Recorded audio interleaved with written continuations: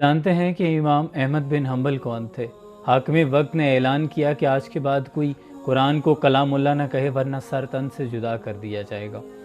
بہت سے محدث علماء کو شہید کر دیا گیا۔ آخرکار امت کی رہنمائی کے لیے امام احمد بن حنبل آگے بڑھتے ہیں اور کہتے ہیں جاؤ حاکم وقت سے کہہ دو کہ احمد کہتا ہے قرآن اللہ کا کلام ہے، اللہ کی مخلوق نہیں۔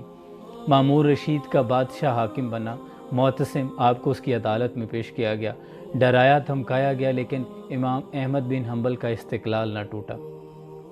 آخرکار آپ کو 60 کوڑوں کی سزا سنائی گئی۔ بغداد کے شہر میں ایک جمع غفیر تھا۔ اتنے میں صفوں کو چیرتا ہوا ایک شخص دوڑتا ہوا آتا اور کہتا ہے احمد احمد مجھے جانتے ہو؟ امام احمد بن حنبل فرماتے ہیں نہیں جانتا۔ کہنے لگا کہ میں ابو الہیثم ہوں، بغداد کا سب سے مشہور چور۔ میں نے یہاں 1200 کوڑوں کی سزا اب تک مجھے دی جا چکی ہے، 1200 کوڑے کھائے ہیں، لیکن میں چوری سے باز نہیں آیا۔ کیا آپ اس سزا کی وجہ سے اپنے موقف سے پیچھے تو نہیں ہٹ جائیں گے؟ کیونکہ میں اگر چوری چھوڑ دیتا تو میرے بچے بھوکے مر جائیں گے، لیکن اگر آج اپنے موقف سے آپ پیچھے ہٹ گئے تو امت تباہ ہو جائے گی۔ امام احمد بن حنبل اس کی بات سن کر غش کھا کے گر پڑے۔ جب امام کو ہوش آیا تو جلاد کوڑے برسا رہا تھا، 30 کوڑے برسا دیے گئے۔ حاکم وقت نے پوچھا احمد بن حنبل کیا کہتے ہو؟ امام احمد بن حنبل فرماتے ہیں کہ مر جاؤں گا لیکن محمد عربی صلی اللہ علیہ وسلم کے دین میں ذرا برابر تبدیلی برداشت نہیں کروں گا۔ ایک وزیر کو ترس آیا، آ کر کہنے لگا امام احمد بن حنبل میرے کان میں کہہ دو کہ قرآن اللہ کا کلام نہیں، میں تمہاری سزا معاف کروا دوں گا۔